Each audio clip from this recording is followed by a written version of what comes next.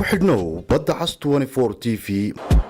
kulan maanta wada yeesheen madaxweynaha Soomaaliland Muuse Biixi Cabdi iyo hogaamiyaasha xisbiyada mucaaradka oo daba socday kulamo go'go'an oo ay hore u wada yeesheen ayaa lagu kala kacay liiskuna afgaran waayay gudoomiyaha xisbiga mucaaradka wadana Dr. Cabdiraxmaan Eero ayaa kulan ay wada yeesheen hogaamiyaasha xisbiyada u cudiyo wadani kadib warbaahinta sidan uu sheegay waxaanu intaasi ku daray in afgarawaaga kulankani ka dhashay uu ka yimid madaxweynaha Soomaaliland oo sida uu hadalkiisa u dhigay fulin waayay ballanqaadyo ay hore isku afgarteen oo ku aadana kala diridda komishanka cusub ee doorashooyinka Soomaaliland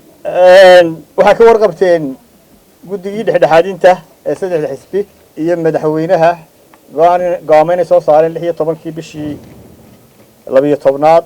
go'aankana sida ka warqabteen saddexda xisbiba way aqbaleen labada xisbi waxay aqbaleen gogashii madaxweynuhu u fidiyay waxaana isugu yimaadeen kulanka koowaad madaxweynaha iyo labada gudoomiye ay isla qaateen waxa madaxweynuhu codsaday in la siiyo 48 saacadood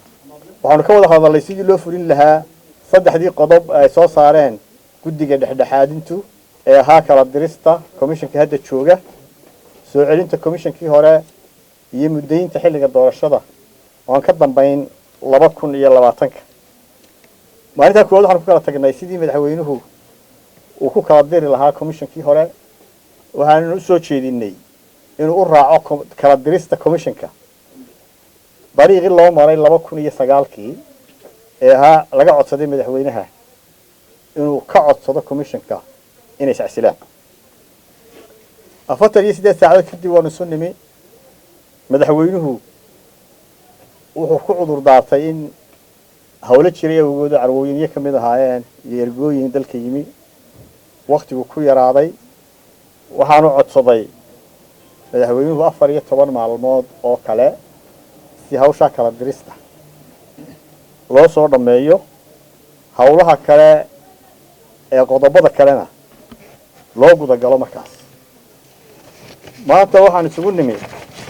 kulankii saddexaad oo bishu tahay 13 January madaxtooyada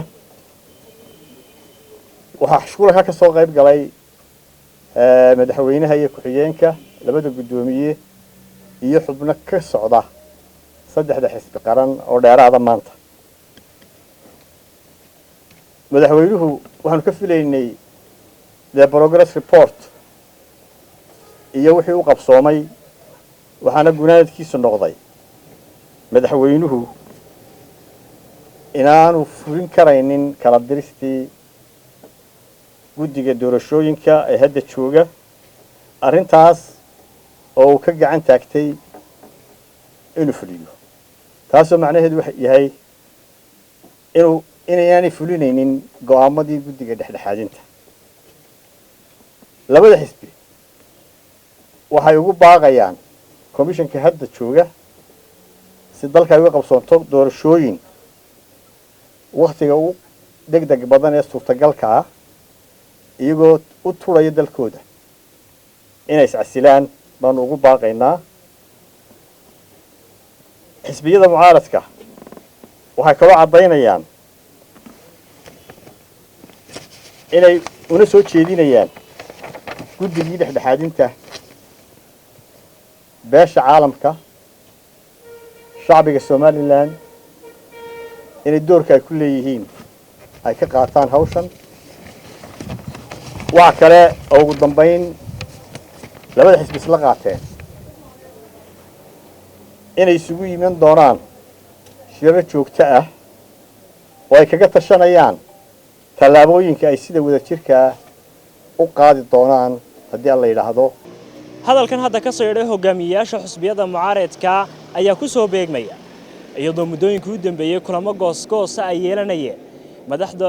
xisbiyada mucaaradka iyo madaxweynaha Soomaaliland وخضر إسماعيل محمد خضر دمر يا إسماعيل جبوتها ورك مقبهية عن مقبض عصتون فور تي في هرجيس diyaaradaha ee Djibouti waxay ku diyaarisay qolka VIP-da oo ku yaala gudaha madarka caalamiga ah ee Djibouti soo dhaweyn diiran iyo si gaar ah lagu shaqeeyo ayay kula diyaar yihiin shaqaalaha shirkadda oo kugu adeegaya goob si casri ah u qalabeysan naftuna raaxa iyo deganaansho ka helayso waxa kale oo ku diyaara gaari kuwa raaxada ah oo ku geynaya halka ay diyaaraddu ka kacayso wixii faahfaahin ah ee inta dheer kala xidhiidh taleefanka iyo ciwaanada shaashada kaaga muuqda. Djibouti Sugar.